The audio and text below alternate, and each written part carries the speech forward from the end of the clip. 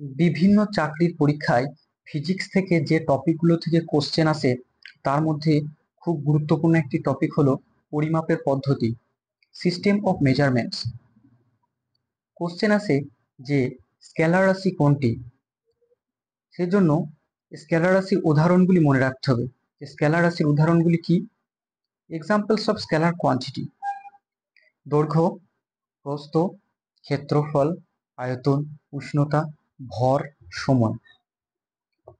এরপরে স্কেলার রাশি জিনিসটা কি? যে রাশিগুলো শুধুমাত্র মান আছে কিন্তু অভিমুখ নেই সেইগুলোকে স্কেলার রাশি বলে। এটা জাস্ট সংজ্ঞা মনে রাখতে হবে, কিন্তু সংজ্ঞা আসবে না, উদাহরণ আসবে। এরপরে যাব ভেক্টর রাশির উদাহরণ। অর্থাৎ ভেক্টর রাশি জিনিসটা কি না, যার মান অর্থাৎ যে রাশিগুলির মান ও অভিমুখ দুইই আছে তাদের ভেক্টর রাশি বলে। তো কিছু এক্সাম্পল মনে রাখতে হবে: সরণ, ওজন, বেগ, বল, ত্বরণ। এরপরে চলে যাব ভৌত রাশির একক, ইউনিটস অফ ফিজিক্যাল কোয়ান্টিটি। অর্থাৎ কিছু কিছু ভৌত রাশির একক মনে রাখতে হবে। এসআই পদ্ধতিতে দৈর্ঘ্যের একক হলো মিটার এবং সিজিএস পদ্ধতিতে দৈর্ঘ্যের একক হলো সেন্টিমিটার। এসআই পদ্ধতিতে ভরের একক হলো কিলোগ্রাম এবং সিজিএস পদ্ধতিতে ভরের একক গ্রাম। সিজিএস এবং এসআই পদ্ধতিতে সময়ের একক হলো সেকেন্ড।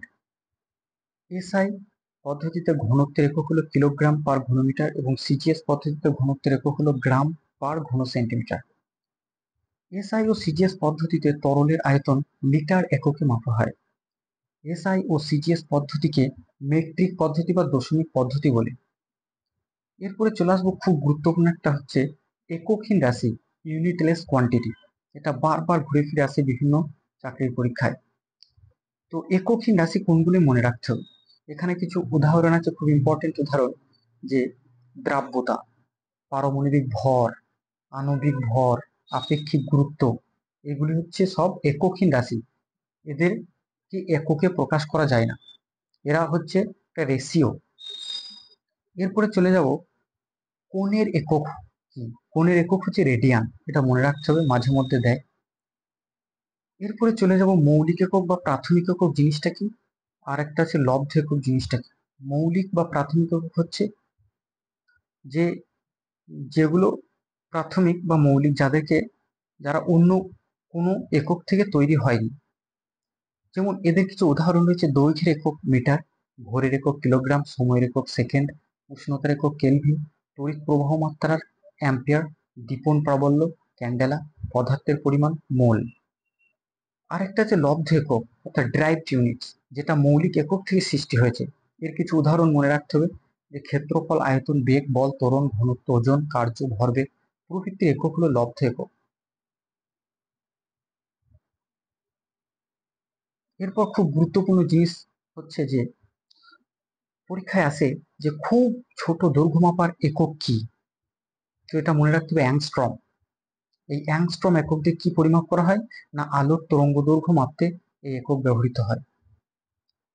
আরো একটা আছে ফার্মি। ফার্মি হচ্ছে খুব ছোট দৈর্ঘ্য মাপের একক।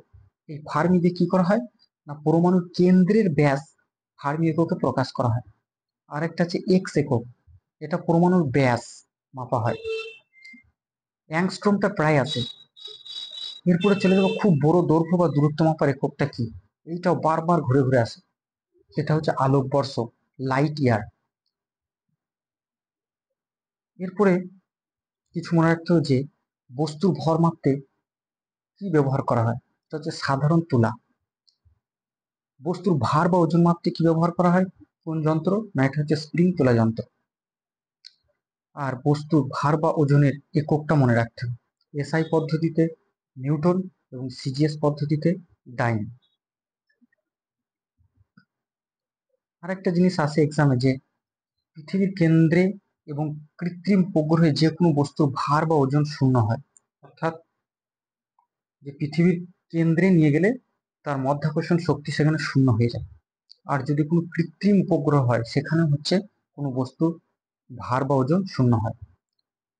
পৃথিবী থেকে কোনো বস্তুকে অন্যান্য গ্রহ, উপগ্রহ বা নক্ষত্রে নিয়ে গেলে বস্তুর ভার বা ওজনের পরিবর্তন ঘটে, ওয়েটটার পরিবর্তন ঘটে, কিন্তু ভর বা ম্যাস এর কোনো পরিবর্তন ঘটে না, এটা মনে রাখতে।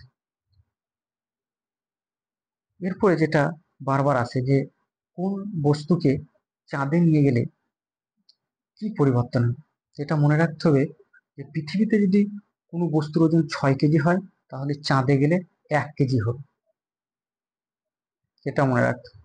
মানে কোনো বস্তুকে চাঁদে নিয়ে গেলে ওই স্থানে বস্তুর ওজন পৃথিবীতে বস্তুটির ওজনের প্রায় 6 ভাগের 1 ভাগ হয়, অর্থাৎ 1/6 ভাগ। পরীক্ষাগারে বা দৌড় ও সাঁতার প্রতিযোগিতার সময়ের অবকাশ মাপতে কি ব্যবহার করা হয়, এটা মনে রাখতে হবে স্টপওয়াচ বা বিরাম ঘড়ি ব্যবহার করা হয়। এরপরে কিছু গুরুত্বপূর্ণ রাশির এসআই একক, SI units of some important quantity, এইগুলো হচ্ছে খুবই ইম্পর্টেন্ট। এই এককগুলো বারবার ঘুরে ফিরে আসে বিভিন্ন চাকরির পরীক্ষায়। রয়েছে কার্য, তাপ এবং শক্তি, এদের প্রত্যেকটিরই এসআই একক হচ্ছে জুল, মনে রাখতে হবে। এরপর হচ্ছে তড়িৎ প্রবাহ, ইলেকট্রিক কারেন্ট, তড়িৎ প্রবাহের এককটা কি, এটা মনে রাখতে হবে অ্যাম্পেয়ার। উষ্ণতার একক কি, এটাও মনে রাখতে হবে কেলভিন। ক্ষমতার একক কি, ওয়াট। কম্পাঙ্কের একক কি, প্রায় আসে হার্জ। চাপের একক কি, এটাও আসে পাস্কাল। তড়িতাধান বা ইলেকট্রিক চার্জের একক কি, এটার একক হচ্ছে কুলম্ব। বিভব প্রভেদ বা পোটেনশিয়াল ডিফারেন্স এর একক কি, ভোল্ট।